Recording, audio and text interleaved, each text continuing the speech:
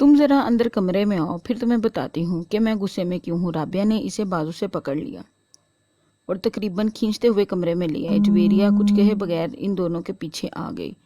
इमामा हक्का बक्का थी और वो राबिया और जुवेरिया के रवैये को कुछ भी समझ पा नहीं रही थी। कमरे में दाखिल होते हुए राबिया ने दरवाजा बंद कर लिया। कहाँ से आ रही हो? राबिया ने मुड़कर इंतहाई तल्ख और गुस्से के लहजे में इससे पूछा। इस्लामाबाद से। और कहाँ से? इमामा ने अपना बैग नीचे जमीन पर रख दिया। इसके जवाब ने राबिया को कुछ और मुश्तइल किया। शर्म करो इमामा, इस तरह हमें धोखा देकर, हमारी आंखों में धूल झोंक कर आखिर तुम क्या साबित करना चाहती हो? कि हम डफर हैं, इडियट हैं, पागल हैं? हम मानते हैं। ना होता तो यूं तुम अंधा इतबार तुम पर हम ना करते, तुमसे इतना बड़ा धोखा ना खाया होता। राबिया ने कहा, मुझे तुम्हारी कोई बात समझ नहीं आ रही। कौन सा धोखा? कैसा धोखा? क्या ये बेहतर नहीं कि तुम आराम से मुझे अपनी बात समझाओ? इमामा ने बेचारगी से कहा। तुम वीकेंड पर कहाँ गई थी? जुवेरिया ने पहली गुफ्तगू में मुदाखलत की। तुम्हें बता चुकी हूँ, इस्लामाबाद। वहां से आज सीधा कॉलेज आई हूँ और अब कॉलेज से। राबिया ने इसे बात मुकम्मल नहीं करने दी। बकवास बंद करो, ये झूठ अब नहीं चल सकता। तुम इस्लामाबाद नहीं गई थी, ये तुम कैसे कह सकती हो? इस बार इमामा ने कदरे बुलंद आवाज में कहा। क्योंकि तुम्हारे फादर यहाँ आए थे कल। इमामा का रंग उड़ गया, वो कुछ बोल ही नहीं सकी। अब क्यों मुंह बंद हो गया है? अब भी कहो कि तुम इस्लामाबाद से आ रही हो। राबिया ने तंजिया लहजे में कहा।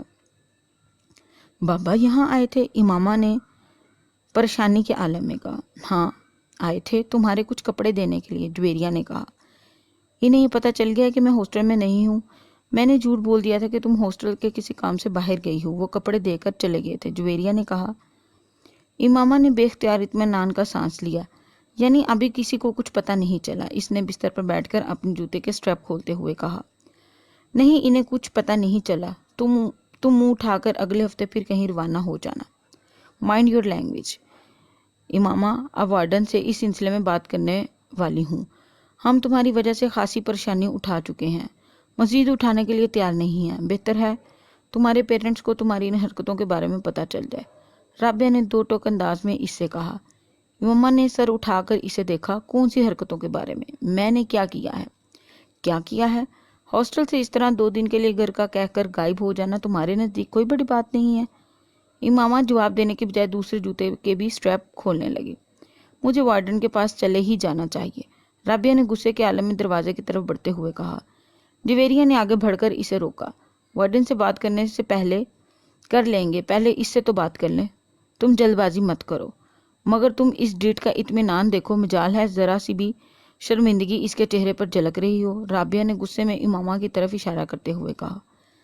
मैं तुम दोनों को सब कुछ बताऊंगी, इतने गुस्से में आने की जरूरत नहीं है। मैंने कोई गलत काम नहीं किया और ना ही किसी गलत जगह पर गई हूँ और वहां भागी भी नहीं। इमामा ने जूतों की कैद से अपने पाँव को आज़ाद करते हुए कदरे धीमे लहजे में कहा। फिर तुम कहाँ गई थी? इस बार जुवेरिया ने पूछा। अपनी एक दोस्त के यहाँ। कौन सी दोस्त है? कौन सी दोस्त है? एक इस तरह झूठ बोलकर क्यों? मैं तुम लोगों के सवालों से बचना चाहती थी और घर वालों को बताती या इनसे इजाज़त लेने की कोशिश करती तो वो कभी भी इजाज़त ना देते। किसके यहाँ गई थी और किस लिए? जुवेरिया ने इस बार कदरे तजस्सुस अमेज अंदाज में पूछा। मैंने कहा ना, मैं बताऊंगी, कुछ वक्त दे दो मुझे। इमामा ने इसकी बात के जवाब में कहा। कोई वक्त नहीं दे सकते तुम्हें वक्त देंगे ताकि तुम एक बार फिर गायब हो जाना और फिर अगली बार वापस ना आना। राबिया ने इस बार भी नाराजगी से कहा, मगर पहले की निस्बत इस बार का इसका लहजा धीमा था। तुम्हें तो इस बात का एहसास नहीं हुआ कि तुमने हमारी पोजीशन कितनी ऑकवर्ड बना दी है। अगर तुम्हारे इस तरह गायब होने का पता चल जाता तो हमारी कितनी बेइज्जती होती। इसका एहसास था तुम्हें? राबिया ने इसी अंदाज में कहा। मुझे ये तवक्का नहीं थी कि बाबा यहाँ इस तरह अचानक आएंगे, इसलिए मैं ये भी नहीं सोच सकती थी कि तुम लोगों को किसी नाजुक सूरत हाल का सामना करना पड़ेगा, वरना मैं इस तरह कभी भी ना करती। इमामा ने माजरत ख्वाना अंदाज में कहा। तुम कम अज़ कम हम पर एतबार करके हमें कुछ बता जाती। जुवेरिया ने कहा। मैं आइंदा ऐसा कभी नहीं करूँगी। इमामा ने कहा। कम अज़ कम मैं तुम्हारे किसी वादे किसी बात पर एतबार नहीं कर सकती। राबिया ने दो टोक अंदाज में कहा। मुझे अपनी पोजीशन क्लियर करने दो राबिया, तुम मुझे गलत समझ रहे हो। इमामा ने इस कदर कमज़ोर अंदाज में कहा। تم کو احساس ہے تمہاری وجہ سے ہمارا کیریئر اور ہماری زندگی کس طرح داؤ پہ لگ گئی تھی؟ یہ دوستی ہوتی ہے، اسے دوستی کہتے ہیں۔ ٹھیک ہے، مجھ سے غلطی ہو گئی ہے، مجھے معاف کر دو، امامہ نے جیسے خطیات ڈالتے ہوئے کہا۔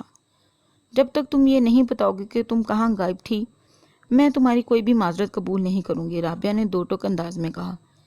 امامہ کچھ دیر اسے دیکھتی رہی، پھر اس نے کہا، میں صبیہ کے گھر چلے گئی تھی۔ جویریہ اور رابعہ نے حیرانی سے ایک دوسرے کو دیکھا۔ کون؟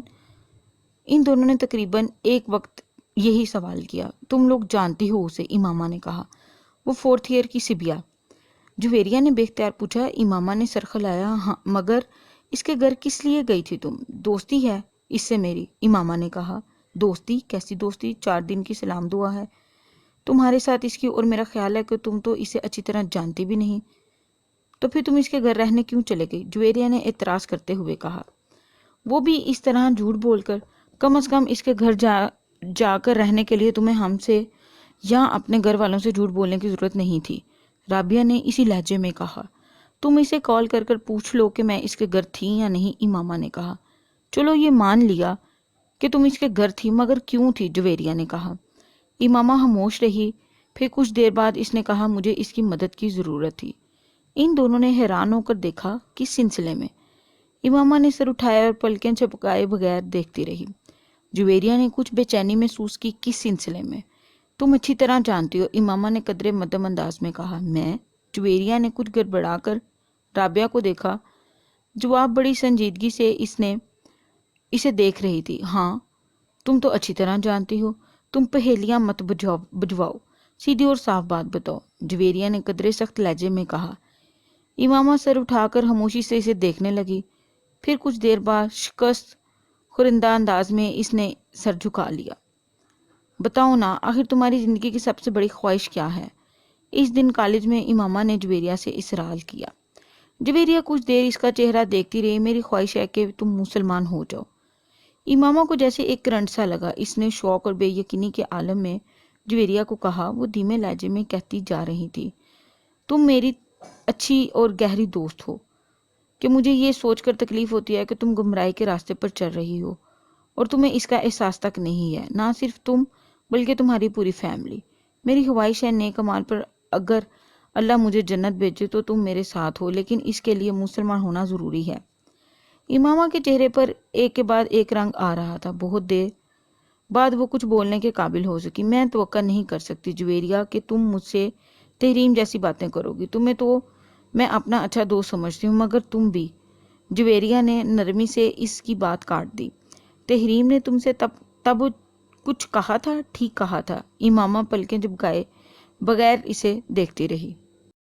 اسے جویریہ کی باتوں سے بہت تکلیف ہو رہی تھی، اور صرف آج ہی نہیں، میں اس وقت بھی تحریم کو صحیح سمجھتی تھی، مگر میری تمہارے ساتھ دوستی تھی اور میں چاہنے کے باوجود تم سے یہ نہیں کہہ سکی کہ میں تحریم کو حق بجانب سمجھتی ہوں۔ اگر وہ کہتی تھی کہ تم مسلمان نہیں ہو تو وہ یہ ٹھیک تھا، تم مسلمان نہیں ہو۔ امامہ کی آنکھوں میں آنسو آگے، کچھ بھی کہے بغیر وہ ایک جھٹکے سے اٹھ کھڑی ہوئی۔ جویریہ بھی اس کے ساتھ کھڑی ہو گئی۔ امامہ نے کچھ بھی کہے بغیر وہاں سے جانے کی کوشش کی، مگر جویریہ نے اس کا بازو پکڑ لیا۔ تم میرا بازو چھوڑو، مجھے جانے دو، آئندہ کبھی تم مجھ سے بات مت کرنا، امامہ نے برائے ہوئے لہجے میں اس سے اپنا بازو چھڑانے کی کوشش کرتے ہوئے کہا۔ امامہ میری بات سمجھنے کی کوشش کرو۔ امامہ نے اس کی بات کاٹ گئی۔ تم نے کتنا ہرٹ کیا ہے مجھے جویریہ، مجھے کم از کم تم سے یہ امید نہیں تھی۔ میں تمہیں ہرٹ نہیں کر رہی، حقیقت بتا رہی ہوں۔ رونے یا جذبات میں آنے کی بجائے تم ٹھنڈے دل و دماغ سے میری باتوں پر سوچو۔ میں آخر تم کو بیکار کسی بات پر ہرٹ کیوں کروں گی؟ جویریہ نے اس کا بازو نہیں چھوڑا۔ یہ تو تمہیں پتا ہوگا کہ مجھے ہرٹ کیوں کر رہی ہو، مگر مجھے آج یہ اندازہ ضرور ہو گیا ہے کہ تم میں اور تحریم میں کوئی فرق نہیں ہے، بلکہ تم نے تو مجھے اس سے بھی زیادہ تکلیف دی ہے۔ اس سے میری دوستی اتنی پرانی نہیں تھی جتنی تمہارے ساتھ ہے۔ امامہ کے گالوں پر آنسو بہہ رہے تھے اور وہ مسلسل اپنا بازو جویریہ کی گرفت سے آزاد کروانے کی کوشش کر رہی تھی۔ یہ تمہارا اصرار تھا کہ میں تمہیں اپنی زندگی کی سب سے بڑی خواہش بتاؤں۔ میں اسی لیے تمہیں نہیں بتا رہی تھی کہ میں نے تمہیں پہلے ہی منتبہ کر دیا تھا کہ تم میری بات پر بہت ناراض ہوگی، مگر تم نے مجھے یقین دلایا کہ ایسا کبھی نہیں ہوگا۔ جویریہ نے اسے یاد دلانے کی کوشش کی۔ مجھے اگر یہ پتا ہوتا کہ تم میرے ساتھ اس طرح کی بات کرو گی تو میں کبھی تم سے تمہاری زندگی کی سب سے بڑی خواہش جاننے پر اصرار نہ کرتی۔ امامہ نے اس بار قدرے غصے سے کہا۔ اچھا، میں دوبارہ اس معاملے پر تم سے بات نہیں کروں گی، جویریہ نے قدرے مدافعانہ انداز میں کہا۔ اس سے کیا ہوگا؟ مجھے تو یہ پتہ چل گیا ہے نا کہ تم در حقیقت میرے بارے میں کیا سوچتی ہو۔ ہماری دوستی اب کبھی بھی پہلے جیسی نہیں ہوگی۔ آج تک میں نے کبھی تم پر اس طرح کی تنقید نہیں کی، مگر تم مجھے اسلام کا ایک فرقہ سمجھنے کی بجائے غیر مسلم بنا رہی، امامہ نے کہا۔ میں اگر ایسا کر رہی ہوں تو غلط نہیں کر رہی۔ اسلام کے تمام فرقے کم از کم یہ ایمان ضرور رکھتے ہیں کہ حضور صلی اللہ علیہ وسلم اللہ کے آخری رسول ہیں اور ان کے بعد نبوت کا سلسلہ ختم ہو چکا ہے۔ اس بار جویریہ کو بھی غصہ آ گیا۔ مائنڈ یور لینگویج، امامہ بھی بڑک اٹھی۔ میں تمہیں حقیقت بتا رہی ہوں امامہ، اور میں ہی نہیں، یہ بات سب لوگ جانتے ہیں کہ تمہاری فیملی نے روپے کے اصول کے لیے مذہب بدلا ہے۔ امامہ، میری باتوں پر اتنا ناراض ہونے کی ضرورت نہیں ہے، ٹھنڈے دل اور دماغ سے سوچو۔ امامہ نے جویریہ کی بات کاٹ دی۔ مجھے ضرورت نہیں ہے تمہاری کسی بھی بات پر ٹھنڈے دل و دماغ سے غور کرنے کی۔ میں جانتی ہوں حقیقت کیا ہے اور کیا ہے تم نہیں جانتی، یہی افسوسناک بات ہے، جویریہ نے کہا۔ امامہ نے جواب میں کچھ کہنے کی بجائے اس بار بہت زور سے جھٹکے سے اپنا بازو چھڑوا لیا اور تیز قدموں کے ساتھ وہاں سے چل پڑی۔ اس بار جویریہ نے اس کے پیچھے جانے کی کوشش نہیں کی، وہ کچھ افسوس اور پریشانی سے اسے دور جاتے دیکھتی رہی۔ امامہ اس طرح ناراض نہیں ہوتی تھی جس طرح وہ آج ہو گئی تھی، اور یہی بات جویریہ کو پریشان کر رہی تھی۔ واقعے سے شروع ہوا تھا۔ امامہ اس وقت میٹرک کی اسٹوڈنٹ تھی اور تحریم اس کی اچھی دوستوں میں سے ایک تھی۔ وہ لوگ کئی سال اکٹھے تھے اور نہ صرف ایک ہی اسکول میں پڑھتے تھے بلکہ ان کی فیملیز بھی ایک دوسرے کو بہت اچھی طرح جانتی تھی۔ اپنی فرینڈز میں سے امامہ کی سب سے زیادہ دوستی تحریم اور جویریہ سے تھی، مگر اسے حیرت ہوتی تھی کہ اتنی گہری دوستی ہونے کے باوجود جویریہ اور تحریم اس کے گھر آنے سے کتراتی تھی۔ امامہ ہر سال اپنی سالگرہ پر انہیں انوائٹ کرتی اور اکثر وہ اپنے گھر پر ہونے والی دوسری تقریبات میں بھی انہیں مدعو کرتی۔ وہ گھر سے اجازت نہ ملنے کا بہانہ بنا دیتی۔ چند بار امامہ نے خود ان دونوں کے والدین سے اجازت لینے کے لیے بات کی، لیکن اس کے بے تحاشا اصرار کے باوجود ان دونوں کے والدین انہیں اس کے گھر آنے کی اجازت نہ دیتے۔ ان سے اس رویے کی کچھ شاکی ہو کر اس نے اپنے والدین سے شکایت کی۔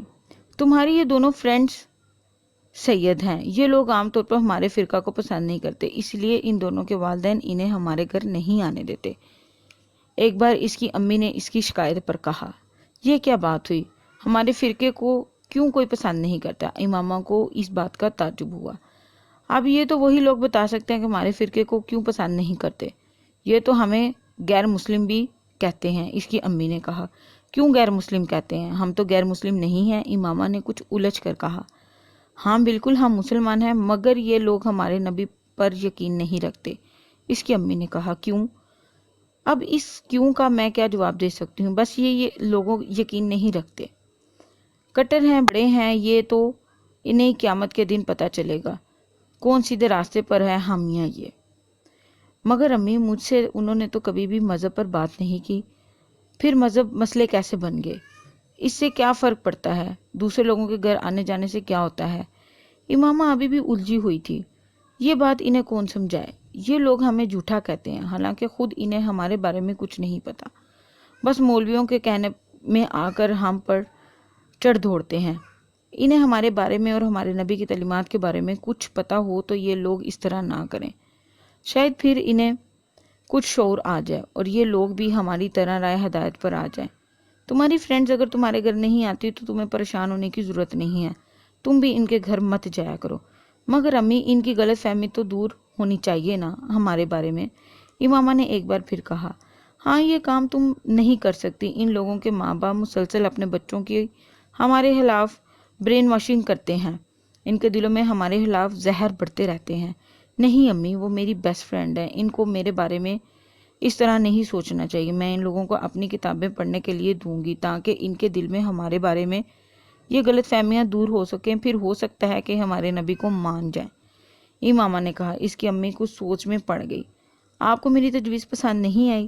ایسا نہیں ہے، تم ضرور انہیں اپنی کتابیں دو، مگر اس طریقے سے نہیں کہ انہیں یہ لگے کہ تم اپنے فرقے کی ترویج کے لیے انہیں کتابیں دے رہی ہو۔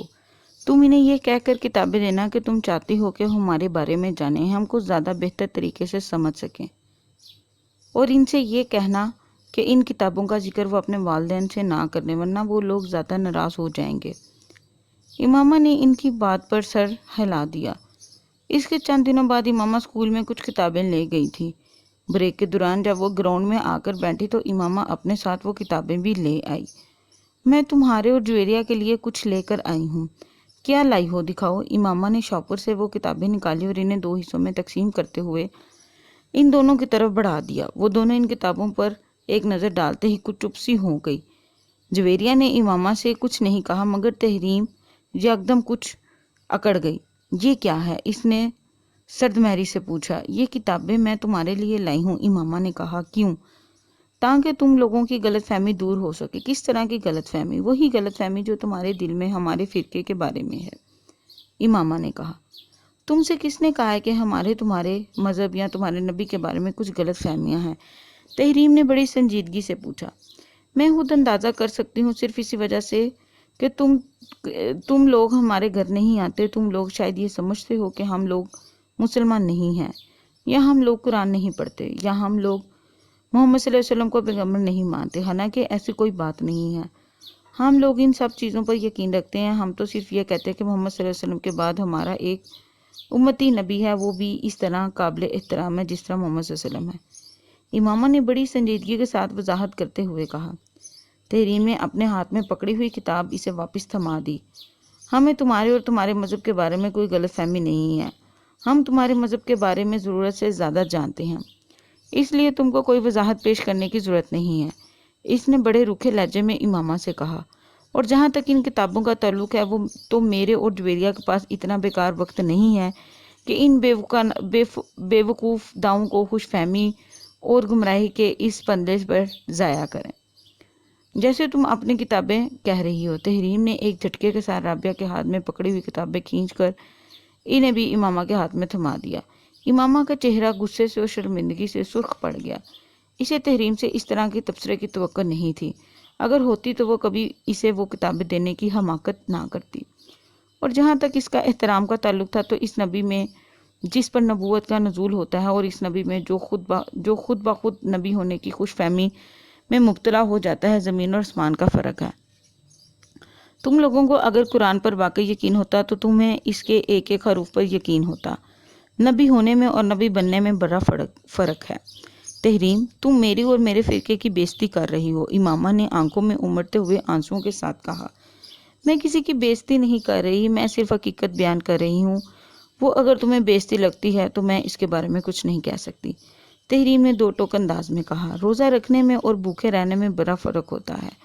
قرآن پڑھنے اور اس پر ایمان لانے میں بھی بڑا فرق ہے۔ بہت سارے عیسائی اور ہندو بھی اسلام کے بارے میں جاننے کے لیے قرآن پاک پڑھتے ہیں، تو کیا انہیں مسلمان مان لیا جاتا ہے؟ اور بہت سے مسلمان بھی دوسرے مذہب کے بارے میں جاننے کے لیے دوسری الہامی کتابیں پڑھتے ہیں، تو کیا وہ غیر مسلم ہو جاتے ہیں؟ اور تم لوگ اگر حضور صلی اللہ علیہ وسلم کو پیغمبر مانتے ہو تو کوئی احسان نہیں کرتے۔ تم ان کی نبوت کو جھٹلاؤ گے تو اور کیا جھٹلاؤ گے؟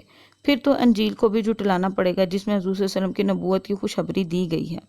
پھر تو توریت کو بھی جھٹلانا پڑے گا جس میں ان کی نبوت کی بات کی گئی ہے۔ اور پھر قرآن پاک کو بھی جھٹلانا پڑے گا جو محمد صلی اللہ علیہ وسلم کو آخری نبی قرار دیتا ہے۔ اور سب سے بڑی بات یہ ہے کہ اگر تمہارے نبی صلی اللہ علیہ وسلم کی نبوت کو جھٹلاتا تو وہ ان کے منظر کی کیا ہے؟ وہ نبوت کا دعویٰ کرنے سے پہلے کئی سال عیسائی پادریوں سے محمد صلی اللہ علیہ وسلم کی نبوت اسلام کے آخری دین ہونے پر یقین رکھتا تھا۔ اس لیے امامہ ہاشم، تم ان چیزوں کے بارے میں بحث کرنے کی کوشش مت کرو جن کے بارے میں تمہیں سیرے سے کچھ پتہ ہی نہیں ہے۔ تمہیں نہ ان مذہب کے بارے میں پتہ ہے جس پر تم چل رہی ہو، اور نہ اس کے بارے میں جس پر تم بات کر رہی ہو، تحریم نے 2 ٹوک انداز میں کہا۔ اور میں ایک چیز بتا دوں تمہیں، دین میں کوئی جبر نہیں ہوتا۔ تم لوگ محمد صلی اللہ علیہ وسلم کی نبوت سے ختمی ہونے کا انکار کرتے ہو تو ہمارے پیغمبر صلی اللہ علیہ وسلم کو کوئی فرق نہیں پڑتا، مگر ہم محمد صلی اللہ علیہ وسلم کی نبوت پر یقین رکھتے ہیں، امامہ نے اس بات پر زور دیتے ہوئے کہا۔ تو پھر ہم بھی انجیل پر یقین رکھتے ہیں، اسے الہامی کتاب مانتے ہیں، حضرت عیسیٰ علیہ السلام پر نبوت کا یقین رکھتے ہیں، تو کیا ہم کرسچن ہیں؟ اور ہم تو حضرت موسیٰ علیہ السلام، حضرت داؤد علیہ السلام کی نبوت پر بھی یقین رکھتے ہیں، تو کیا ہم پھر یہودی ہیں؟ تحریم نے کچھ تمسخر انداز سے کہا، لیکن ہمارا دین اسلام ہے کیونکہ ہم مسلمان حضرت محمد صلی اللہ علیہ وسلم کے پیروکار ہیں اور ہم ان پیغمبر پر یقین رکھنے کے باوجود نہ عیسائیت کا حصہ ہے نہ یہودیت کا۔ بالکل اسی طرح تم لوگوں کا نبی ہے کیونکہ تم اس کے پیروکار ہو۔ ویسے تم لوگ تو ہمیں بھی مسلمان نہیں سمجھتے۔ ابھی تم اصرار کر رہی تھی تم اسلام کا ایک فرقہ ہو، جبکہ تمہارے نبی اور اس کے بعد آنے والی تمہاری جماعت کے تمام لیڈرز کا دعویٰ یہ ہے کہ جو مرزے کی نبوت پر یقین نہیں رکھتا وہ مسلمان نہیں ہوتا۔ تو اسلام سے تو تم لوگ تمام مسلمانوں کو پہلے ہی خارج کر چکے ہو۔ ایسا کچھ بھی نہیں ہے، میں نے ایسا کب کہا؟ امامہ نے قدرے لڑکھڑائے ہوئے لہجے میں کہا۔ تو پھر تم اپنے والد صاحب سے ذرا اس معاملے کو ڈسکس کرنا، وہ تمہیں خاصی اپ ٹو ڈیٹ انفارمیشن دیں گے اس بارے میں تمہارے مذہب کے ہاتھ سے سرکردہ رہنما ہیں۔ وہ تحریم نے کہا، اور یہ کتابیں تم ہمیں پیش کر رہی ہو انہیں خود پڑھا ہے؟ تم نے نہیں پڑھا ہوگا ورنہ تمہیں پتہ ہوتا کہ ان سرکردہ رہنماؤں کے بارے میں۔ جویریہ تحریم کی ساری گفتگو کے دوران خاموش رہی، وہ صرف کن خیالوں سے اور کن اکھیوں سے امامہ کی طرف دیکھتی رہی۔ اللہ تعالیٰ کہتا ہے کہ محمد صلی اللہ علیہ وسلم ان کے آخری نبی ہیں اور میرے پیغمبر صلی اللہ علیہ وسلم اس پر گواہی دیتے ہیں کہ وہ اللہ کے آخری نبی ہیں، اور میری کتاب مجھ پر یہ دونوں باتیں بہت واضح اور صاف اور دو ٹک انداز میں پہنچا دیتی ہیں۔ تو پھر مجھے کسی اور شخص کی ثبوت اور اعلان کی ضرورت نہیں سمجھتے۔ تحریم نے ایک لفظ پر زور دیتے ہوئے کہا، بہتر ہے تم اپنے مذہب کو یا ہم میرے مذہب کو زیر بحث لانے کی کوشش نہ کرو۔ اتنے سالوں سے دوستی چل رہی ہے، چلنے دو۔ جہاں تک تمہارے گھر نہ آنے کا تعلق ہے تو ہاں یہ بالکل ٹھیک ہے کہ میرے والدین کو تمہارے گھر آنا پسند نہیں۔ یہاں اسکول میں تم سے دوستی اور بات ہے، بہت سے لوگوں سے دوستی ہوتی ہے اور ہماری اور دوستی میں اور عام طور پر مذہب آڑے نہیں آتا، لیکن گھر میں آنا جانا کچھ مختلف چیزیں ہیں۔ انہیں شاید میری کسی عیسائی یا یہودیت یا دوست کے گھر جانے پر اعتراض نہ ہو، لیکن تمہارے گھر جانے پر ہے، کیونکہ وہ لوگ اپنے مذہب کو مانتے ہیں اور اپنے آپ کو مسلمان نہیں کہتے۔ جس مذہب سے تعلق ہوتا ہے وہی بتاتے ہیں، اور یہ بھی حقیقت ہے کہ جتنا تم لوگوں کو ناپسند کیا جاتا ہے اتنا ان لوگوں کو نہیں کیا جاتا، کیونکہ تم لوگ صرف پیسے کے حصول اور اچھے مستقبل کے لیے یہ نیا مذہب اختیار کر ہمارے دین میں گھسنے کی کوشش کر رہے ہو، مگر کرسچن، یہودی، ہندو ایسا نہیں کرتے۔ امامہ نے بے اختیار اسے ٹوکا۔ کس پیسے کی بات کر رہی ہو تم ہماری فیملی کو جانتی ہو؟ ہم لوگ شروع سے ہی بہت امیر ہیں، ہمیں کون سا پیسہ روپیہ مل رہا ہے اس مذہب پر رہنے کے لیے؟ ہاں تم لوگ اب بڑے خوشحال ہو، مگر شروع سے تو ایسے نہیں تھے۔ تمہارے دادا مسلمان مگر غریب تھے، وہ کاشتکاری کرتے تھے اور ایک چھوٹے سے کاشتکار تھے۔ ربوہ سے کچھ فاصلے پر ان کی تھوڑی بہت زمین تھی، اور پھر تمہارے تایا نے اپنے کسی دوست کے توت سے وہاں جانا شروع کر دیا اور یہ مذہب اختیار کر لیا اور بے تحاشا امیر ہو گئے کیونکہ انہیں وہاں بہت زیادہ پیسہ ملا۔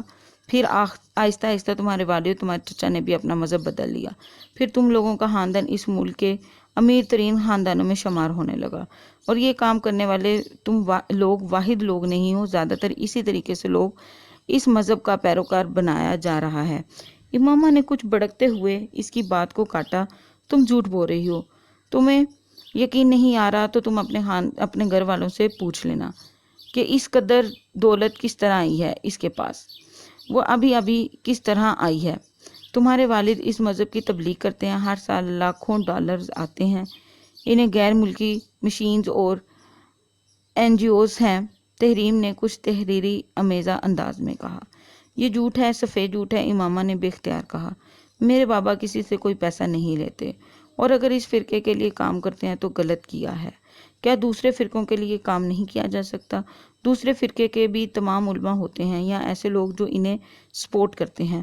دونوں فرقوں کو یورپی مشین سے روپے سے نہیں ملتا، میرے بابا کو کہیں سے کچھ نہیں ملتا۔ امامہ نے ایک بار پھر کہا۔ تحریم نے اس کی بات کے جواب میں کچھ نہیں کہا، وہ اٹھ کھڑی ہوئی۔ امامہ نے اسے جاتے ہوئے دیکھا، پھر گردن موڑ کر اپنے پاس بیٹھی جویریہ کی طرف دیکھا۔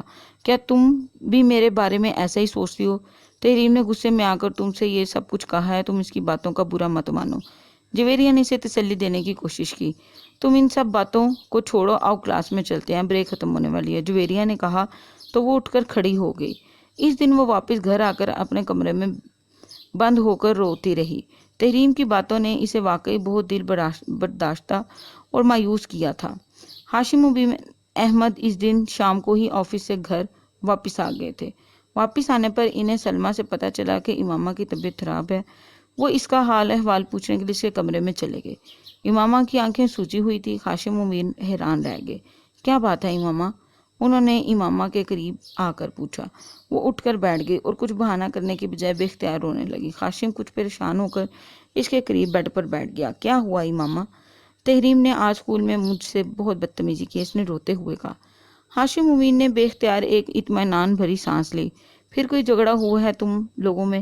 بابا آج آپ کو تو نہیں پتا اس نے میرے ساتھ کیا کیا کیا۔ امامہ نے باپ کو مطمئن ہوتے دیکھ کر کہا۔ بابا اس نے وہ باپ کو تحریم کے ساتھ ہونے والی تمام گفتگو بتائی گئی۔ ہاشم ان کے چہرے کی رنگت بدلنے لگی۔ تم سے کس نے کہا تھا کہ تم اسکول کتابیں لے کر جاؤ انہیں پڑھانے کے لیے؟ انہوں نے امامہ کو ڈانٹتے ہوئے کہا۔ میں ان کی غلط فہمی دور کرنا چاہتی تھی، امامہ نے قدرے کمزور لہجے میں کہا۔ تمہیں ضرورت ہی کیا تھی کسی کی غلط فہمی دور کرنے کی؟ وہ ہمارے گھر نہیں آتی تو نہ آئیں، ہمیں برا سمجھتے ہیں تو سمجھتے رہیں، ہمیں اس سے کوئی فرق نہیں پڑتا، ہاشم نے اس کو سمجھاتے ہوئے کہا۔ مگر اب تمہاری اس حرکت کا پتہ نہیں وہ کیا سمجھیں گی، کس کو بتائیں گی، اور تم نے اسے وہ کتابیں دینے کی کوشش کی، خود اس کے گھر میں بھی ناراض ہو گئے۔ امامہ ہر ایک کو یہ بتانی نہیں، پھر تم نے یہ کیوں کیا؟ نہ ہی اس فرقے کے بارے میں بحث کرتی، اگر کوئی بحث کرنے کی کوشش بھی کرے تو ہاں ملا دیتے ہیں، ورنہ لوگ ہاں فضول طرح کی باتیں بناتے ہیں اور فضول طرح کے خدشات میں مبتلا ہوتے ہیں، انہوں نے سمجھایا۔ مگر بابا آپ بھی تو بہت سارے لوگوں کو تبلیغ کرتے ہیں، امامہ نے کچھ الجھے ہوئے انداز میں کہا۔ پھر مجھے کیوں منع کرے؟ میری بات اور ہے، میں صرف ان ہی لوگوں سے مذہب کی بات کرتا ہوں جن سے میری بہت بے تکلفی ہو چکی ہو اور جن کے بارے میں مجھے یہ محسوس ہو کہ ان پر میری ترکب اور تبلیغ کا اثر ہو سکتا ہے۔ میں 2-4 دن کی ملاقات میں کسی کو کتابیں بانٹتا شروع نہیں ہوتا، ہاشم مبین نے کہا۔ بابا ان سے میری دوستی 2-4 دن سے تو نہیں، ہم کئی سالوں سے دوست ہیں، امامہ کو اعتراض ہوا۔ ہاں مگر وہ دونوں سید ہیں اور دونوں گھرانے بہت مذہبی ہیں، تمہیں یہ بات ذہن میں رکھنی چاہیے۔ میں نے تو صرف انہیں اپنے فرقے کے بارے میں کچھ بتانے کی کوشش کی تھی تاکہ وہ ہمیں غیر مسلم تو نہ سمجھیں، امامہ نے کہا۔ اگر وہ ہمیں غیر مسلم سمجھتے ہیں تو بھی ہمیں کیا فرق پڑتا ہے، وہ خود غیر مسلم ہیں، ہاشم نے بڑی عقیدت کے سے کہا۔ وہ تو خود گمراہی کے راستے پر ہیں۔ بابا وہ کہہ رہی تھی کہ آپ کو غیر ملکی مشین سے روپیہ آتا ہے، NGO سے روپیہ ملتا ہے تاکہ آپ لوگوں کو ہمارے فرقہ کا پیروکار بنائیں۔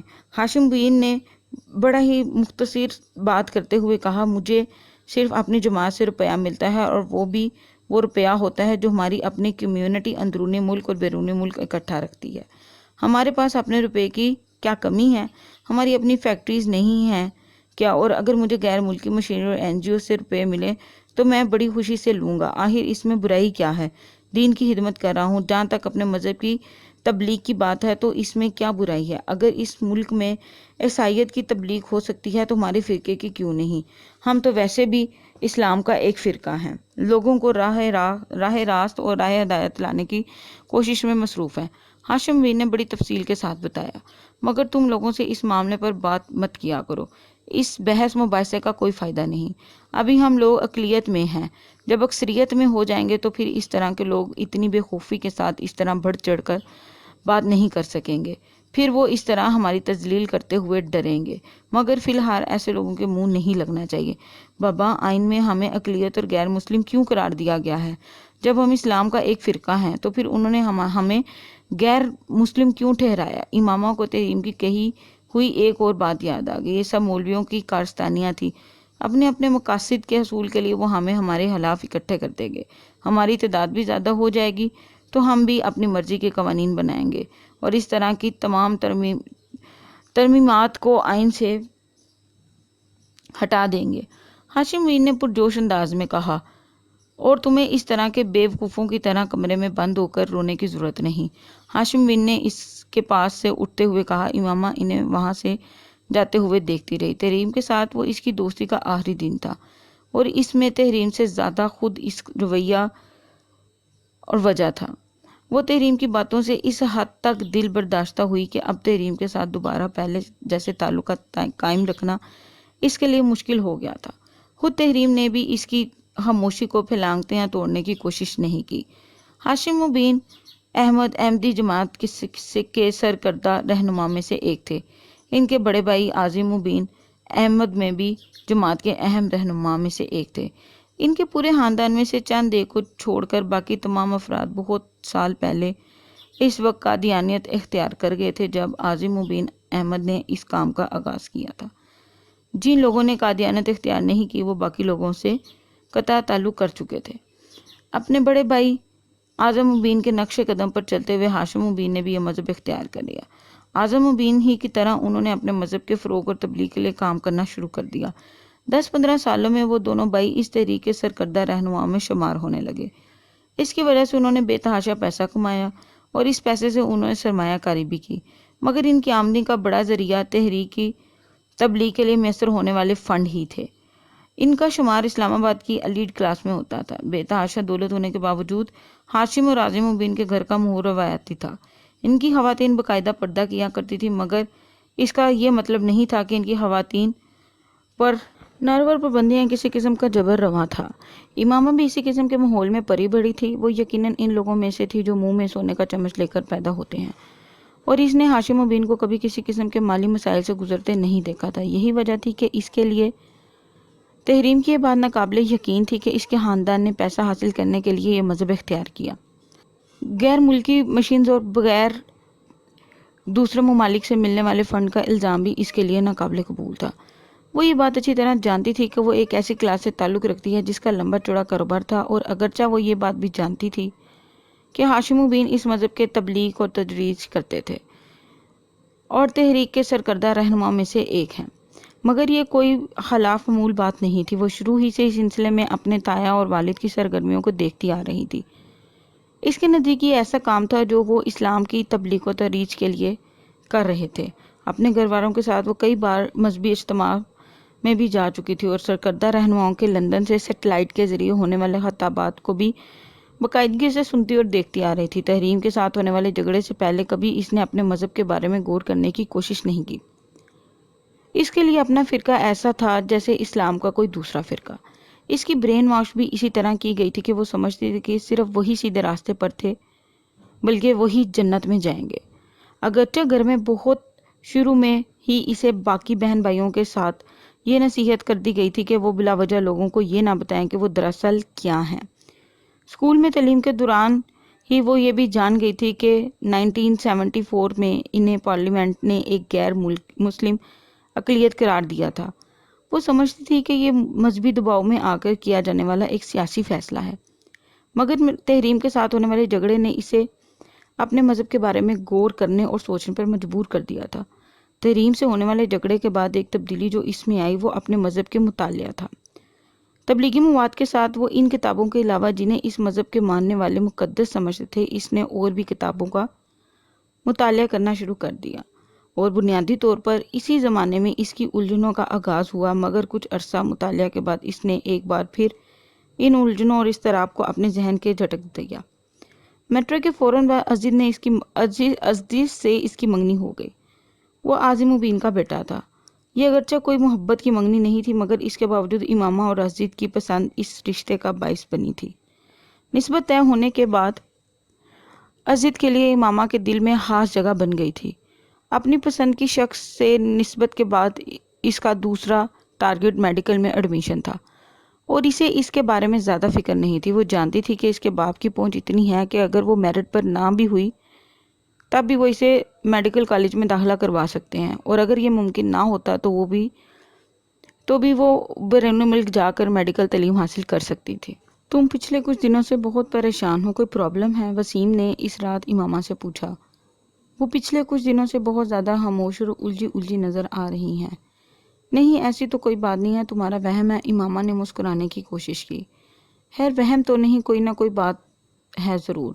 تم بتانا نہیں چاہتی تو اور بات ہے، وسیم نے سر جھٹکتے ہوئے کہا۔ وہ امامہ کے ڈبل بیڈ پر اس سے کچھ فاصلے پر لیٹا ہوا تھا، اور وہ اپنی فائل میں رکھے نوٹس الٹ پلٹ کر رہی تھی۔ وسیم کچھ دیر اس کے ساتھ رہا اور اس کے جواب کا انتظار کرتا رہا۔ پھر اس نے ایک بار اسے مخاطب کیا۔ میں نے ٹھیک کہا نا، تم بتانا نہیں چاہتی؟ ہاں میں فی الحال بتانا نہیں چاہتی، امامہ نے ایک گہرا سانس لے کر اعتراف کیا۔ بتا دو، ہو سکتا ہے میں تمہاری مدد کر سکوں، وسیم نے اسے اکسایا۔ وسیم میں خود تمہیں بتا دوں گی مگر فی الحال نہیں، اور اگر مجھے مدد کی ضرورت ہوگی تو میں خود تم سے کہوں گی، اس نے اپنی فائل بند کرتے ہوئے کہا۔ ٹھیک ہے، جیسے تمہاری مرضی، میں تو صرف تمہاری مدد کرنا چاہتا تھا۔ وہ بیڈ سے اٹھ گیا۔ وسیم کا اندازہ بالکل ٹھیک تھا، وہ واقعی جویریہ کے ساتھ اس دن ہونے والے جھگڑے کے بعد پریشان تھی۔ اگرچہ جویریہ نے اگلے دن اس سے معذرت کر لی مگر اس کی الجھن اور اضطراب میں کوئی کمی نہیں آئی۔ جویریہ کی باتوں نے اسے بہت پریشان کر دیا۔ 1.5 سال پہلے تحریم کے ساتھ ہونے والا جھگڑا اسے ایک بار پھر یاد آنے لگا تھا، اور اس کے ساتھ ہی اپنے مذہب کے بارے میں ابھرنے والے سوال اور الجھنیں بھی، جو اس نے اپنے مذہب کا تفصیلی مطالعہ کرنے کے بعد اپنے ذہن میں محسوس کی تھی۔ جویریہ نے کہا، میری زندگی کی سب سے بڑی خواہش یہ ہے کہ کاش تم مسلمان ہوتی۔ مسلمان ہوتی؟ وہ عجیب سی بے یقینی میں مبتلا ہوگی۔ کیا میں مسلمان نہیں ہوں؟ کیا میری بہترین دوست بھی مجھے مسلمان نہیں مانتی؟ کیا یہ سب کچھ صرف اس پروپیگنڈا کی وجہ سے ہے جو ہمارے بارے میں کیا جاتا ہے؟ آخر ہمارے ہی بارے میں یہ سب کچھ کیوں کہا جاتا ہے؟ کیا ہم واقعی ہی کوئی غلط کام کر رہے ہیں، کسی غلط عقیدے کو اختیار کر بیٹھے ہیں؟ مگر یہ کیسے ہو سکتا ہے؟ آخر میرے گھر والے ایسا کیوں کریں گے، اور پھر ہماری ساری کمیونٹی ایسا کیوں کرے گی؟ اور شاید یہ ان سوالوں سے نجات پانے کی ایک کوشش تھی کہ ایک ہفتے کے بعد اس نے ایک بڑے عالم دین کی قرآن پاک کی تفسیر خریدی۔ وہ جاننا چاہتی تھی کہ اس کے بارے میں دوسرے فریق کا موقف کیا ہے۔ قرآن پاک کا ترجمہ وہ اس سے پہلے بھی پڑھتی رہتی تھی مگر وہ تحریف شدہ حالت میں تھا۔ اسے اس سے پہلے اس بات کا یقین نہیں تھا کہ قرآن وہ پڑھتے ہیں اور اس میں کچھ جگہوں پر کچھ تبدیلیاں کی گئی ہیں، مگر اس مشہور عالم دین کی تفسیر پڑھنے کے دوران اسے ان تبدیلیوں کے بارے میں معلوم ہو گیا اور جو ان کے اپنے قرآن میں موجود تھی۔ اس نے یکے بعد دیگر مختلف فرقوں کے اداروں کی شائع ہونے والی قرآن پاک کے نسخوں کو دیکھا۔ ان میں سے کسی میں بھی کوئی تبدیلی نہیں تھی جو خود ان کے قرآن میں موجود تھی، جبکہ مختلف فرقوں کی تفاسیر میں بہت زیادہ فرق ہوتا تھا۔ جو وہ اپنے مذہب اور اسلام کا تقابلی مقابلہ کرتی رہی، اس کی پریشانی میں اضافہ ہو رہا تھا۔ ہر تفسیر میں آخر نبی پیغمبر صلی اللہ علیہ وسلم کو ہی ٹھہرایا گیا تھا، کہیں بھی کسی بھی ذلی یا امتی نبی کا کوئی ڈھانچہ چھپا اشارہ بھی موجود نہیں تھا۔ مسیحوں کی حقیقت بھی ان کے سامنے آ گئی تھی۔ اپنے مذہبی رہنما کی جھوٹی پیش گوئیوں میں اور حقیقت میں ہونے والے واقعات کا تضاد اسے اور بھی زیادہ چبھنے لگا تھا۔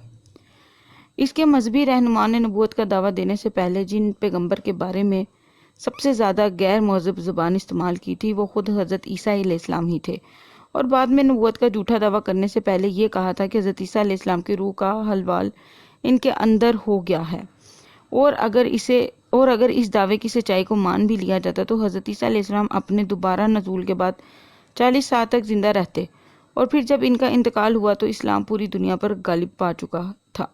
مگر ان رہنما کی وفات کے بعد دنیا میں اسلام کا غلبہ، اور تو ایک طرف خود ہندوستان میں مسلمان آزادی جیسی نعمت کے لیے ترس رہے تھے۔ امامہ کو اپنے مذہبی رہنما کی گفتگو کے اس انداز پر بڑا تعجب ہوا جو اس نے اپنی مختلف کتابوں میں اپنے مخالفین یا دوسرے انبیاء کرام کے اختیار کیا تھا۔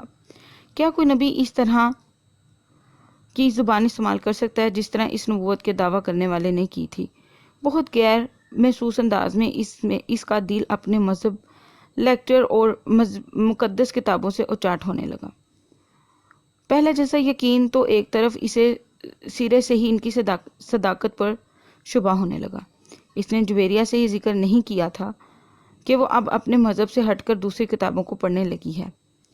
اس کے گھر میں بھی کسی کو یہ اندازہ نہیں ہوا کہ وہ کس قسم کی کتابیں لا کر گھر میں پڑھتی رہتی ہے۔ اس نے انہیں اپنے کمرے میں بہت حفاظت سے چھپا کر رکھا ہوا تھا۔ صرف ایک دن ایسا ہوا کہ وسیم اس کے کمرے میں آ کر اس کی کتابوں میں سے کوئی کتاب ڈھونڈنے لگا۔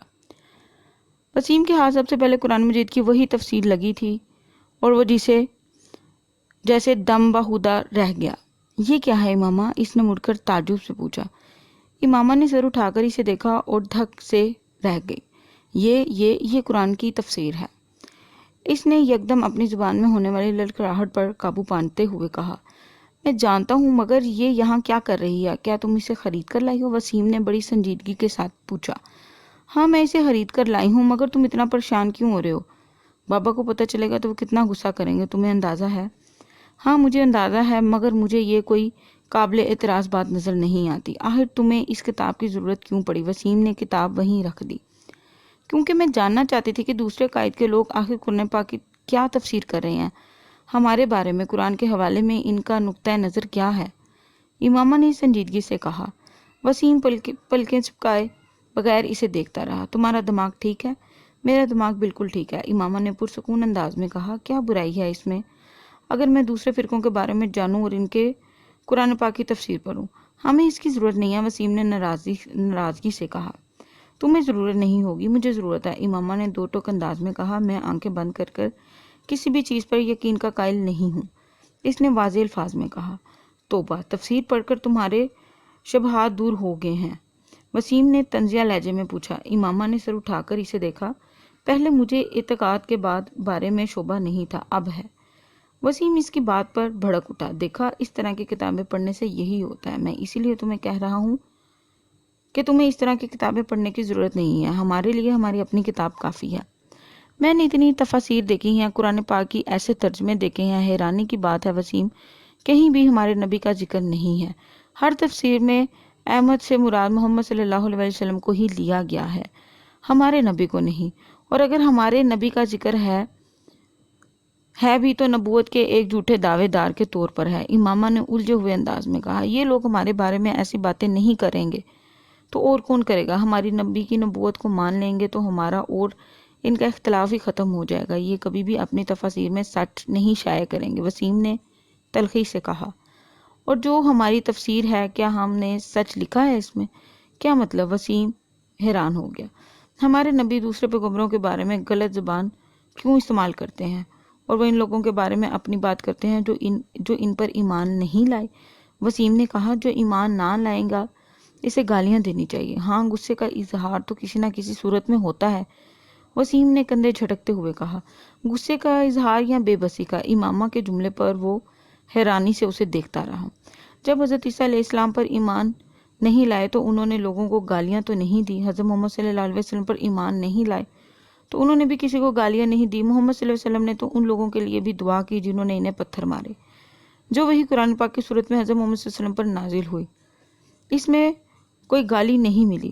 اور جس مجموعے کو ہمارے نبی اپنے اوپر نازل شدہ صحیفہ کہتے ہیں وہ گالیوں سے بھرا ہوا ہے۔ امامہ، ہر انسان کا مزاج دوسرے سے مختلف ہوتا ہے، ہر انسان الگ طرح سے ریئیکٹ کرتا ہے، وسیم نے تیزی سے کہا۔ امامہ نے قائل نہ ہونے والے انداز میں سر ہلایا۔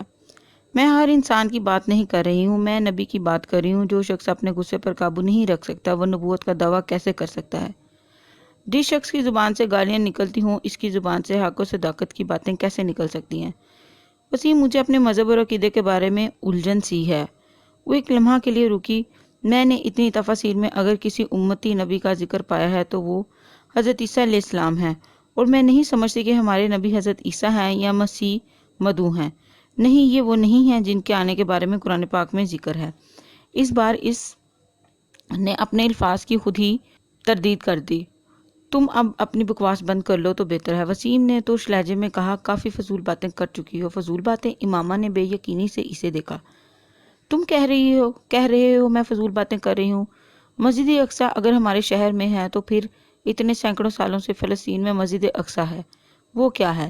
ایک نام دو مقدس جگہیں دنیا میں بنا کر خدا تو مسلمانوں کو کنفیوز نہیں کر سکتا۔ مسلمانوں کو چھوڑو، یہودی، عیسائی، ساری دنیا اسی مسجد کو قبلہ اول تسلیم کرتی ہے، اور اگر کوئی نہیں کرتا تو وہ ہم نہیں کرتے۔ یہ بات عجیب بات ہے امامہ، میں ان معاملات پر تم سے بحث نہیں کر سکتا، بہتر ہے تم اس مسئلے کو بابا سے ڈسکس کرو، وسیم نے اکتا کر کہا۔ ویسے تم غلطی کر رہی ہو اس طرح کی فضول بحث شروع کر کے، میں بابا کو تمہاری یہ ساری باتیں بتا دوں گا، اور یہ بھی کہ تم آج کل کیا پڑھ رہی ہو، وسیم نے جاتے جاتے دھمکانے والے انداز میں کہا۔ وہ کچھ سوچ کر الجھے ہوئے انداز میں اپنے ہونٹ کاٹنے لگی۔ وسیم کچھ دیر ناراضی کا اظہار کر کے کمرے سے باہر چلا گیا۔ وہ اٹھ کر کمرے میں ٹہلنے لگی۔ وہ ہاشم مبین سے ڈرتی تھی اور جانتی تھی کہ وسیم ان سے اس بات کا ذکر ضرور کرے گا۔ وہ ان کے رد عمل سے خوف زدہ تھی۔ وسیم نے ہاشم مبین کو امامہ کے ساتھ ہونے والی بحث کے بارے میں بتا دیا تھا، مگر اس سے پہلے ایسی باتوں کو سینسر کر دیا جس پر ہاشم مبین भड़क उठने का इम्कान हो। इसके बावजूद हाशिम मुबीन दम बखुदा रह गए, यूं जैसे इसे सांप सूंघ गया हो। ये सब तुमसे इमामा ने कहा? एक लंबी खामोशी के बाद उन्होंने वसीम से पूछा। इसने इस बात में सर हिला दिया। इसे बुलाकर रहो। वसीम कुछ झिझकते हुए इसके कमरे से निकल गया। इमामा को खुद बुलाकर लाने की बजाय इसने मुलाजिम के हाथ पैगाम भिजवा दिया। वो खुद अपने कमरे में चला गया। वो इमामा और हाशिम मुबीन की गुफ्तगू के दौरान मौजूद रहना नहीं चाहता था। हाशिम मुबीन के कमरे के दरवाजे पर दस्तक देकर वो अंदर दाखिल हुई। इस वक्त हाशिम और इसकी बेगम बिल्कुल खामोश बैठे हुए थे। हाशिम मुबीन ने इसे जिस नज़रों से देखा, इसने इसके जिस्म की लर्जिश में कुछ इजाफा कर दिया। पापा, आपने मुझे बुलवाया है? कोशिश के बावजूद वो रवानी से बात नहीं कह सकी। नहीं, हाँ मैंने बुलवाया है। वसीम से क्या बकवास की तुमने? हाशिम मुबीन ने बिला तमीद बुलंद आवाज में इससे पूछा। वो अपने होठों पर जुबान फेर कर रह गई। क्या पूछ रहा हूं मैं तुमसे? वो एक बार फिर ढारे। शर्म से डूब मरना चाहिए तुम्हें। खुद गुनाह करती हो और इसके साथ हमें भी गुनाहगार बनाती हो। इमामा की आंखों में आंसू आ गए। तुम्हें अपनी औलाद कहते हुए मुझे शर्म आ रही है। कौन सी किताबें लाई हो? वो मुश्तल हो गए थे। जहां से किताबें लेकर आई हो कल तक वहीं छोड़ आओ, वरना मैं इन्हें उठाकर फेंक दूंगा बाहर। जी बाबा, इसने अपना आंसू पूछते हुए सिर्फ इतना ही कहा। और आज के बाद अगर तुमने जुवेरिया के साथ मेल जोल रखा तो मैं तुम्हारा कॉलेज जाना बंद कर दूंगा। बाबा, जुवेरिया ने मुझसे कुछ नहीं कहा। इसको तो कुछ पता ही नहीं है। इस बार इमामा ने कदरे मजबूत आवाज में एहतजाज किया। तो फिर और कौन है जो तुम्हारे दिमाग में ये खन्नस भर रहा है? वो बुरी तरह चिल्लाया। मैं खुद ही हूँ। इमामा ने कुछ कहने की कोशिश की। हो क्या तुम? अपनी उम्र देखो और चली हो तुम अकीदे जांचने, अपने नबी की नबूवत को परखने। हाशिम मुबीन का पारा हाई हो गया। अपने बाप की शक्ल देखो जिसने सारी उम्र तबलीग में गुजार दी। क्या मैं अकल का अंधा हूँ या फिर तुम मुझसे ज़्यादा अकल रखती हो? जुम्मा जुम्मा 4 दिन हुए तुम्हें पैदा हुए और तुम चल पड़ी हो अपने नबी की नबूवत का साबित करने। हाशिम मुबीन अब उठकर खड़े हो गए। तुम मुंह में सोने का चम्मच लेकर इस नबी की वजह से पैदा हुई हो जिसके नबूवत को आज तुम जांचने बैठ गई हो। वो ना होता तो सड़क पर धक्के खा रहा होता हमारा सारा खानदान। और तुम इस कदर एहसान फरमोश हो और बेज़मीर हो चुकी हो कि तू जिस थाली में खाती हो उसी में छेद करी हो। हाशिम मुबीन की आवाज़ फट रही थी। इमामा की आंखों से बहने वाले आंसू की रफ्तार में और इजाफा हो गया। बंद करो ये लिखना पढ़ना और घर बैठो। ये तालीम हासिल कर रही हो जो तुम्हें गुमराही की तरफ ले जा रही है। इनके अगले जुमले पर इमामा की परेशान होगी। इसके वहम गुमान में भी नहीं था कि इसे घर बैठाने की बात करेंगे। बाबा, आई एम सॉरी। इनके एक जुमले ने इसे घुटने टपकने पर मजबूर कर दिया। मुझे तुम्हारे किसी एक्सक्यूज की जरूरत नहीं है। बस कह दिया है कि घर बैठो तो मतलब घर बैठो। पापा पापा मेरा ये मतलब तो नहीं था। पता नहीं वसीम, इसने आपसे किस तरह की बात की है। इसके आंसू और तेजी से बहने लगे। फिर भी मैं आपसे कह रही हूँ कि मैं आइंदा ऐसा कुछ नहीं पढ़ूंगी और ना ही ऐसी कोई बात करूंगी। प्लीज पापा, इसने मिन्नत की। इन मास्टरों का सिलसिला वहीं ख़त्म नहीं हुआ था। अगले कई दिन तक वो हाशिम मुबीन से माफ़ी मांगती रही और फिर तकरीबन 1 हफ्ते बाद वो नरम पड़ गए और उन्होंने इसे कॉलेज जाने की इजाज़त देगी। मगर इस 1 हफ्ते में वह अपने पूरे घर की लानत मलामत का शिकार रही थी। हाशिम मुबीन ने इसे सख्त किस्म की तनकीद के बाद कॉलेज जाने की इजाज़त देगी, मगर इस 1 हफ्ते के दौरान इन लोगों के रवैये ने इसे इतना अपने क़िदे से और ज़्यादा मज़ीद मुतफ़िक कर दिया। इसने इन किताबों को पढ़ने का सिलसिला रोका नहीं। बस फ़र्क ये था कि पहले वो इन्हें घर ले आती थी, अब वो इन्हें कॉलेज की लाइब्रेरी में ही पढ़ ले दिया करती है। एफएससी में मेरिट लिस्ट पर आने के बाद इसने मेडिकल कॉलेज में एडमिशन ले लिया था। जवेरिया को भी इस मेडिकल कॉलेज में एडमिशन मिल गया था। इनकी दोस्ती में अब पहले से ज़्यादा मजबूती आ गई थी और इसकी बुनियादी वजह इमामा के जहन में आने वाली तब्दीली थी। सिबिया ने इमामा की पहली मुलाकात इत्तफाकन हुई। जवेरिया की एक कज़न सिबिया की क्लास फेलो थी। इसी के तौर से इस इमामा की इससे शनासाई हुई। वो एक मजहबी जमात के स्टूडेंट से मुंसलिक थी और हफ्ते में एक बार वो क्लास रूम में इस्लाम के मुतल्लिक किसी न किसी मौजू पर लेक्चर दिया करती थी।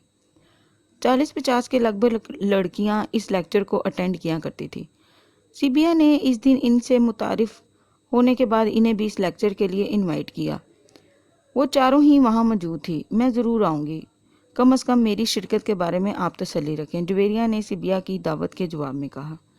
میں کوشش کروں گی، وعدہ نہیں کر سکتی، ربیہ نے بڑی چھپی ہوئی مسکراہٹ کے ساتھ کہا۔ میرا آنا ذرا مشکل ہے کیونکہ میں اس دن کچھ مصروف رہوں گی، زینب نے معذرت کرتے ہوئے کہا۔ سبیہ مسکراتے ہوئے امامہ کو دیکھنے لگی تو جو اب تک خاموش تھی، امامہ کا رنگ کچھ فک ہو گیا۔ اور آپ آئیں گی؟ امامہ کی نظریں جویریہ سے ملی جو اسے ہی دیکھ رہی تھی۔ ویسے اس بار کس موضوع پر بات کریں گی آپ؟ اس سے پہلے کہ امامہ کچھ کہتی، جویریہ سبیہ کی توجہ اس کی طرف مبذول کر لی۔ شاید ایسا اس نے دانستہ طور پر کیا تھا۔ اس بار اسراف کے بارے میں بات ہوگی۔ اس کی ایک عادت کی وجہ سے ہمارا معاشرہ کتنی تیزی سے زوال پذیر ہو رہا ہے اور اس کے سدباب کے لیے کیا کیا جا سکتا ہے، اس موضوع پر گفتگو ہوگی۔ سبیہ نے جویریہ کو تفصیل سے بتایا۔ آپ نے بتایا نہیں ماما، آپ آ رہی ہیں؟ جویریہ سے بات کرتے کرتے سبیہ ایک بار پھر امامہ کی طرف متوجہ ہو گئی۔ امامہ کا رنگ ایک بار پھر بدلا۔ میں دیکھوں گی، اس نے جھجکتے ہوئے کہا۔ مجھے بہت خوشی ہوگی اگر جویریہ کے ساتھ آپ تینوں بھی آئیں۔ اپنے دین کی بنیادی تعلیمات کے بارے میں ہمیں روز نہیں تو کبھی کبھار کچھ علم حاصل کرنے کی کوشش کرنی چاہیے۔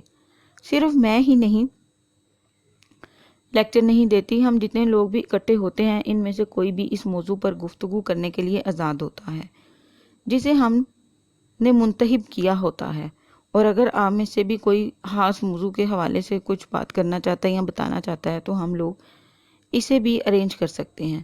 سبیہ بڑی سہولت سے بات کر رہی تھی۔ پھر کچھ دیر بعد جویریہ اور اس کی کزن یہ دونوں ان کے کمرے سے باہر چلے گئے۔ کوریڈور میں سبیہ نے جویریہ سے کہا، آپ کم از کم امامہ کو تو ساتھ لے آئیں، مجھے لگے گا کہ وہ آنا چاہ رہی ہے۔ اس کا عقیدہ بالکل الگ ہے، وہ کبھی بھی ایسی محفلوں میں شرکت نہیں کرے گی، جویریہ نے سنجیدگی سے اسے بتایا۔ سبیہ کچھ حیران ہوئی۔ آپ کو چاہیے کہ آپ انہیں اسلام کا مطالعہ کرنے کی دعوت دیں، ہو سکتا ہے اس طرح وہ صحیح اور غلط کا فرق کر سکیں۔ سبیہ نے چلتے ہوئے کہا، میں ایک بار ایسی کوشش کر چکی ہوں، وہ بہت ناراض ہوگی اور میں نہیں چاہتی کہ ہم دونوں کی اتنی لمبی دوستی اس طرح ختم ہو جائے۔ جویریہ نے کہا، اچھے دوست وہی ہوتے ہیں جو ایک دوسرے کو گمراہی سے بچائیں، اور آپ پر بھی فرض ہے کہ آپ ایسا ہی کریں۔ سبیہ نے کہا، وہ ٹھیک ہے، مگر کوئی بات سننے پر تیار نہ ہو تو تب بھی صحیح بات کہتے رہنا اپنا فرض سمجھنا چاہیے۔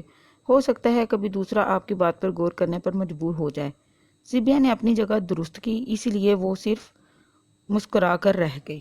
تم جاؤ گی اس کا لیکچر سننے؟ سبیہ نے نکلنے کے بعد زینب سے ربیہ سے پوچھا۔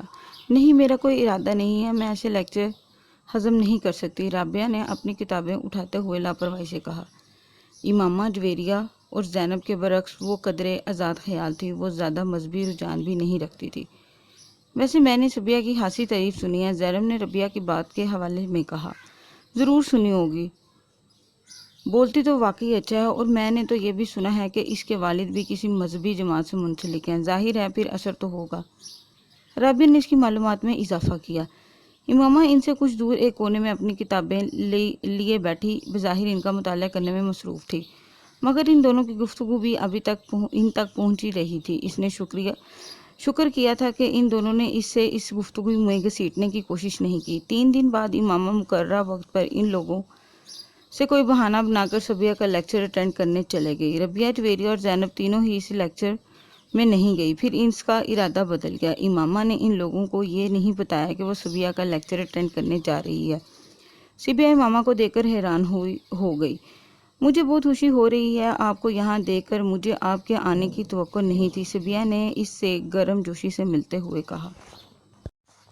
یہ پہلا قدم تھا اسلام کی جانب جو امامہ نے اٹھایا تھا۔ اس سارے عرصے میں اسلام کے بارے میں اتنی کتابیں، تفاسیر اور تراجم پڑھ چکی تھی کہ کم از کم وہ کسی بھی چیز سے ناواقف اور انجان نہیں تھی۔ اسراف کے بارے میں اسلامی اور قرآنی تعلیمات اور احکامات سے بھی وہ اچھی طرح واقف تھی، مگر اس کے باوجود مذہب سے اسلام تک کا وہ فاصلہ طے کرنا چاہتی تھی جو اسے بہت مشکل لگتا تھا۔ اور پھر وہ صرف پہلا اور آخری لیکچر نہیں تھا، یہ کے بعد دیگر وہ اس کا ہر لیکچر اٹینڈ کرتی رہی۔ وہی چیز جنہیں وہ کتابوں میں پڑھ رہی تھی اس کے منہ سے سن کر پر اثر ہو جاتی۔ اس کی سبیہ سے عقیدت میں اضافہ ہوتا جا رہا تھا۔ سیبیا نے اسے یہ نہیں بتایا تھا کہ وہ اس عقیدے کے بارے میں جانتی ہے، مگر امامہ کو اس کے پاس آتے ہوئے 2 ماہ ہوئے تھے جبکہ سیبیا نے ختم نبوت پر ایک لیکچر دیا۔ قرآن پاک وہ کتاب ہے جو حضرت محمد صلی اللہ علیہ وسلم پر نازل ہوئی۔ سیبیا نے اپنے لیکچر کا آغاز کیا اور قرآن پاک ہی سے اللہ نے نبوت کا سلسلہ حضرت محمد صلی اللہ علیہ وسلم پر ختم کر دیا۔ وہ کسی دوسرے نبی کی کوئی گنجائش باقی نہیں رہی۔ اگر کسی نبی یعنی حضرت عیسیٰ علیہ السلام کے دوبارہ نزول کا ذکر ہے بھی تو وہ ایک نئے نبی کی شکل میں نہیں ہے، بلکہ ایک ایسے نبی کا دوبارہ نزول ہے جس پر نبوت حضرت محمد صلی اللہ علیہ وسلم سے پہلے نازل کی گئی تھی، اور جن کا دوبارہ نزول ان کی اپنی امت کے لیے نہیں بلکہ حضرت محمد صلی اللہ علیہ وسلم کی امت کے لیے ہی ہوگا، اور آخری نبی حضرت محمد صلی اللہ علیہ وسلم ہی رہیں گے۔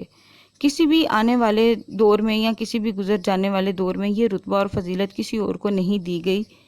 کیا یہ ممکن ہے کہ اللہ ایک پیغمبر کو یہ رتبہ اور درجہ عطا کرتا اور پھر اسے چھین کر کسی دوسرے شخص کو دے دیتا؟ قرآن پاک میں اللہ تعالیٰ فرماتا ہے، بات میں اللہ سے بڑھ کر سچا کون ہے؟ تو کیا یہ ممکن ہے کہ وہ اپنی بات کو خود ہی رد کر دیتا اور پھر اللہ کی اس بات کی گواہی حضرت محمد صلی اللہ علیہ وسلم خود دیتے تھے کہ ہاں وہ اللہ کے آخری رسول صلی اللہ علیہ وسلم اور ان کے بعد کوئی دوسرا نبی نہیں آئے گا؟ تو پھر کیا ہمارے لیے کسی بھی طور پر یہ جائز اور مناسب ہے کہ ہم کسی دوسرے شخص کے نبوت کے دعوے پر غور تک کریں؟ انسان اللہ کے مخلوقات میں سے واحد مخلوق ہے جسے عقل جیسی نعمت سے نوازا گیا ہے۔ یہ ایسی مخلوق ہے جو اسی عقل کو استعمال کر کے سوچنے پر آئے تو خود اللہ کے وجود کے لیے ثبوت کی تلاش شروع کر دی، پھر اس سلسلے کو یہی تک محدود نہیں رکھا بلکہ اسے پیغمبروں کی ذات تک دور دراز تک کر دی۔ پہلے سے موجود پیغمبروں کی نبوت کے بارے میں سوال کرتی ہے، پھر انہی پیغمبر مان لیتے ہیں، اور اس کے بعد قرآن کے واضح احکامات کے باوجود زمین پر مزید پیغمبروں کی تلاش شروع کر دیتی ہے، اور اس تلاش میں یہ بات فراموش کر دیتی ہے کہ نبی بنتا نہیں، بنایا جاتا ہے، اسے مبعوث نہیں کیا جاتا، اور ہم انسان کی آخری دہائیوں میں کھڑے ہیں جہاں مزید نبیوں کی آمد کا سلسلہ اس لیے ختم کر دیا گیا کیونکہ انسان کے لیے ایک دین اور ایک نبی کا انتخاب کر لیا گیا تھا۔ اب کسی نئے عقیدے کی ضرورت نہیں ہے بلکہ صرف تقید کی یعنی پریکٹس اس ایک آخری اور مکمل دین کی جسے پیغمبر اسلام حضرت محمد صلی اللہ علیہ وسلم پر ختم کر دیا گیا۔ اب ہر وہ شخص سارے میں ہے جو دین کی رسی کو مضبوطی سے تھامنے کی بجائے تفرقے میں راہ اختیار کر لے۔ اگر ہماری اعلیٰ تعلیم اور ہمارا شعور ہمیں دین کے بارے میں صحیح اور غلط تمیز تک نہیں دے سکتے تو پھر ہم میں اور اس جانور میں کوئی فرق نہیں جو سبز گھاس کے ایک گھٹے کے پیچھے کہیں بھی جا سکتا ہے، اس بات کی پرواہ کیے بغیر کہ اس کا ریوڑ کہاں ہے۔ 40 منٹ کے اس لیکچر میں سیبیا نے کسی اور غلط عقیدے یا فرقے کا ذکر بھی نہیں کیا تھا۔ اس نے جو کچھ کہا تھا بالواسطہ کہا تھا، صرف ایک چیز بلا واسطہ کہی تھی، اور وہ حضرت محمد صلی اللہ علیہ وسلم کی نبوت کا اقرار تھا۔ اللہ کے آخری پیغمبر حضرت محمد صلی اللہ علیہ وسلم تھے جنہوں نے 1400 سال پہلے مدینہ میں وفات پائی۔ 1400 سال پہلے مسلمان ایک امت کے طور پر کسی ایک شخص کے سائے میں کھڑے ہیں۔ 1400 سال بعد بھی ہمارے لیے وہ ایک آخری نبی صلی اللہ علیہ وسلم ہے جن کے بعد کوئی دوسرا نبی نہیں بھیجا جائے گا، اور ہر وہ شخص جو کسی دوسرے شخص میں کسی دوسرے نبی کا عکس تلاش کرنے کی کوشش کرتا ہے اسے ایک بار اپنے ایمان کا ازسر نو جائزہ لے لینا چاہیے، شاید یہ کوشش اسے اس عذاب سے بچا دے جس میں وہ اپنے آپ کو مبتلا کرنے کی کوشش کر رہا ہے۔ امامہ ہر لیکچر کے بعد سیبیا سے مل کر جایا کرتی تھی۔ اس لیکچر کے بعد وہ سیبیا سے نہیں ملی، ایک لمحہ بھی وہاں رکے بغیر وہاں سے چلے گئے۔ عجیب سی ذہنی انتشار میں مبتلا ہو کر وہ کالج سے باہر نکل کر پیدل چلتی رہی، کتنی دیر فٹ پاتھ پر چلتی رہی اور اس نے کتنی سڑکیں عبور کر لی اسے اندازہ ہی نہیں ہوا۔ کسی معمول کی طرح چلتے ہوئے وہ فٹ پاتھ سے نیچے نہر کے کنارے بنی ہوئی ایک بینچ پر جا کر بیٹھ گئی۔ سورج غروب ہونے والا تھا اور اوپر سڑک پر گاڑیوں کے شور میں اضافہ ہو گیا تھا۔ وہ چپ چاپ نہر کے بہتے ہوئے پانی کو دیکھتی رہی۔ ایک لمبی خاموشی کے بعد اس نے بڑبڑاتے ہوئے خود سے پوچھا، آخر میں کیا کر رہی ہوں اپنے ساتھ؟ کیوں اپنے آپ کو الجھا رہی ہوں؟ آخر کس یقین کی کھوج میں سرکردہ ہوں اور کیوں؟ میں ان سب کے لیے تو یہاں لاہور نہیں آئی، میں تو یہاں ڈاکٹر بننے آئی ہوں، مجھے آئی اسپیشلسٹ بننا ہے۔ پیغمبر میرے لیے ہر چیز وہاں کیوں ختم ہو جاتی ہے؟ اس نے اپنے دونوں ہاتھوں سے اپنا چہرہ ڈھانپ لیا۔ مجھے اس سب سے نجات حاصل کرنی ہے، میں اس طرح اپنی اسٹڈیز پر کبھی توجہ نہیں دے سکتی۔ مذہب اور عقیدت میرا مسئلہ نہیں ہونا چاہیے، صحیح یا غلط میرے بڑوں نے زیادہ ٹھیک پتا ہے، میں اب سبیہ کے پاس نہیں جاؤں گی، میں مذہب یا پیغمبر کے بارے میں کبھی سوچوں گی بھی نہیں۔ وہاں بیٹھتے بیٹھتے اس نے طے کیا